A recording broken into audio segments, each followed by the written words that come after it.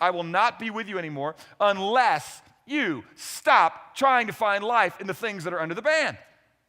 Get rid of them. Rise up. Consecrate yourselves. And all the people, in other words, quit trying to find life somewhere apart from me. Vacate your strategy. I don't need more prayers. I don't need more tearing of clothes. I don't need more wailing. This is what God in effect says. Are you miserable? Shut up. Stand up and get with it. Now think about that. You know, some of you guys haven't been to CR on Monday nights. Can I let you in on a little secret? This is what we're telling people on Monday nights when they show up. Now, we do it with a tad more gentleness than that. But in effect, we're saying, quit telling everybody how miserable you are. Shut up. Stand up and get with it. And by the way, can I tell you something? We are people just like you. We keep giving ourselves away to things under the ban. Okay? You know what I am? I am a guy that needs the truths of CR. I need people. You know what step one is when you go to Monday nights to CR? Celebrate recovery. Okay, the reason I'm okay with Monday nights and Friday nights existing here is because it's just what we say on Sunday morning. It's what I do every day, all day. Step one, know that you're not God. Okay, now you got to go, well, okay, I can get my arms around that one. But look, all of us, we get in the moments of pain, don't we? And we find ourselves like that, just going, God, help me, what is it? What do you want? And you know what he really says? He says, Todd, I don't want you miserable. I don't want you telling me how miserable you are. I know, bro, you're miserable because you're not with me. Shh. Just be still. Vacate. Know that I'm God. Look, unless you are Shirley MacLaine or somebody else, when I ask you the question, are you God? You're going to go, no, I'm not God. But here's the deal. Shirley MacLaine is more honest than most of us. Because a lot of us, we go, I'm not God. And then I just go, crown on. What do I want? What do I think will work? What's my strategy? How should I take this land and make it a land of promise? And God says, man, Todd, you'll never get promise that way. I don't need your praying. I need your being prayerful. Prayerful is an attitude of, I am in a precarious situation. I cannot function here without dread all around me. My flesh will lead me places that will not be life-giving. My world has a current that is pulling me away from you, and there's an enemy that whispers lies that seem so true, and I am in a precarious situation unless I resist my flesh, the devil, and this world. I, Lord, am in big trouble, so I must submit to you. And I love the physical position of knees bent because it reminds me I am not king. But my problem is sometimes I spend so much time telling God I'm miserable, and he goes, who's surprised? Shh. See, let me tell you the way Jesus does it. This is the way we do it on Monday nights, okay? I mean, God though, make no mistake, there's a time for a father to talk to his son this way. Shut up. Stand up and be a man. But a man isn't somebody who gets his act together. A man is somebody who will discipline himself for the purpose of godliness, who will follow the king.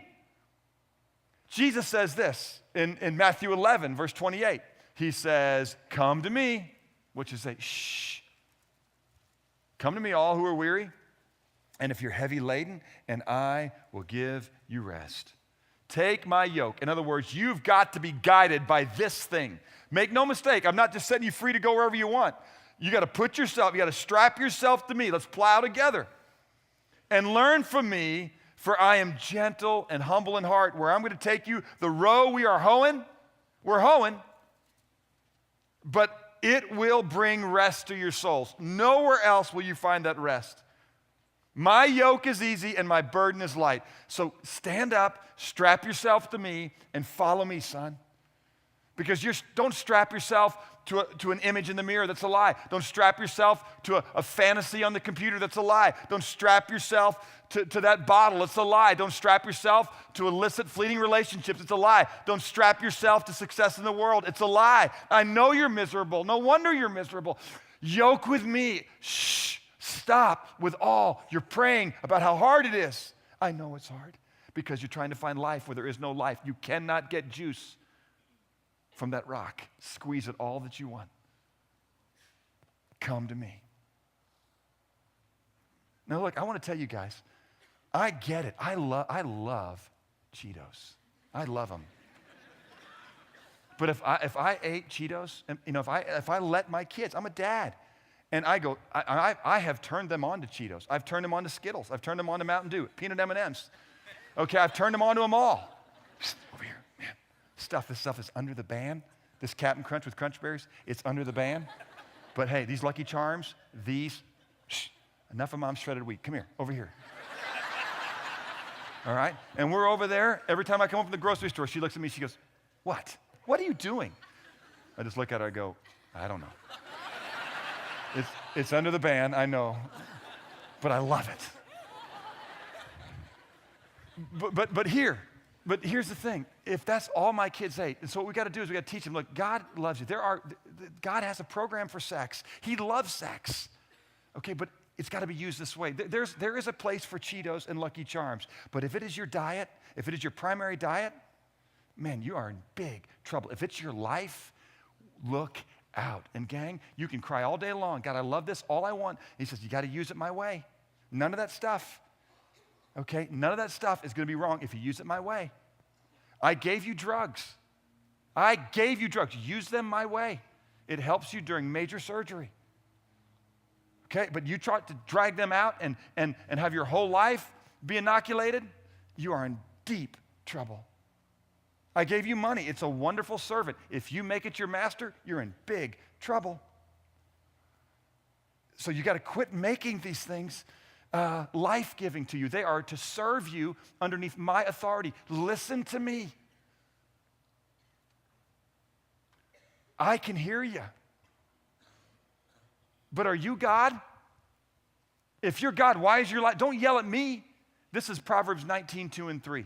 Okay? It is not good for man to be without knowledge. He who makes haste with his feet errs. That's verse 2. In other words, a guy that runs too fast to do things without thinking through the ultimate consequence of them, that's trouble. Verse 3. The foolishness of man subverts his way, and then his heart rages against God. In other words, we all love Cheetos. We eat them all the time. And we go, why am I fat? Why do I feel sick? Why does everything I touch get this nasty, creepy stuff all over it? Why?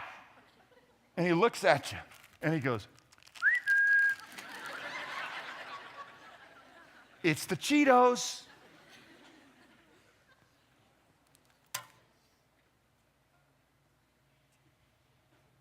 Come. I know they look good and taste good. I know millions of dollars in advertising is pushed at you. But here's a word. I love you. I'm your dad. I'm not trying to rip you off.